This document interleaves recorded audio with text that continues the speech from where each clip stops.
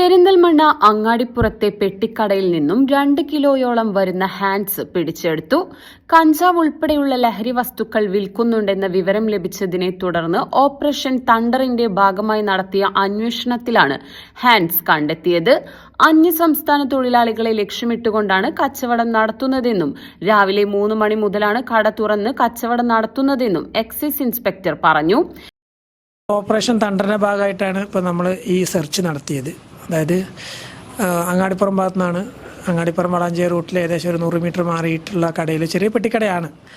ആള് പുലർച്ചെ തന്നെ 3 മണിക്ക് തുറന്നിട്ട് രാവിലെ 10 മണി വരെ ഉള്ള ഒരു കച്ചവടമാണ്. അത് കൂടുതൽ ഹാൻഡ്സ് തന്നെയാണ് കൊടുക്കുന്നത്. ഏകദേശം 2 കിലോളം സാധനം കിട്ടിയിട്ടുണ്ട്, 75ഓളം പാക്കറ്റ് കിട്ടിയിട്ടുണ്ട്. ആളൊരു 50 രൂപ നിരക്കിലാണ് ഈ ഹാൻഡ്സ് കൊടുക്കുന്നത്.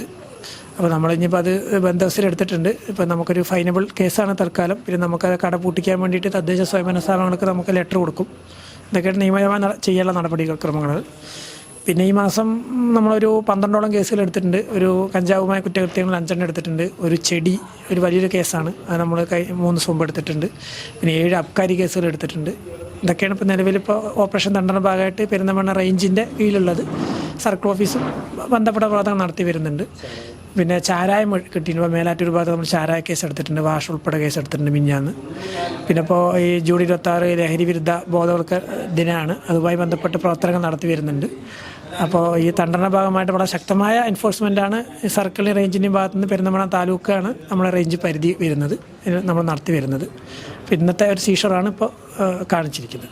പിന്നെ കഞ്ചാവും കൂടി ഉണ്ടെന്നുള്ള രീതിക്ക് നമ്മൾ 2-3 ദിവസം ഒക്കെ വാച്ച് ചെയ്ത് പുലർച്ചെയൊക്കെ വാച്ച് ചെയ്തിട്ടാണ് ഇത് നോക്കിയത്. പക്ഷേ കഞ്ചാവൊന്നും കിട്ടിയില്ല.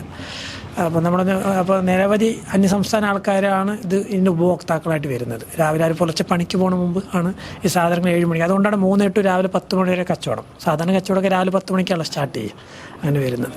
അപ്പോൾ കഞ്ചാവും മദ്യവുമായി ബന്ധപ്പെട്ടൊന്നും കിട്ടിയില്ല, ഹാൻഡ്സ് മാത്രമേ കിട്ടിയുള്ളൂ.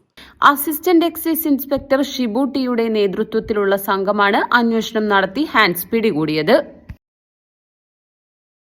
ഷോപ്പിംഗ് ഇനി ആനന്ദകരവും ആദായകരവും. കേട്ടുകേഴ്വിയല്ല, യഥാർത്ഥ സത്യം.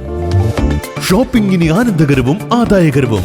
കുടുംബിനി സൂപ്പർ മാർക്കറ്റ്, കുളപ്പള്ളി, പട്ടാമ്പി, ഷൊർണൂർ.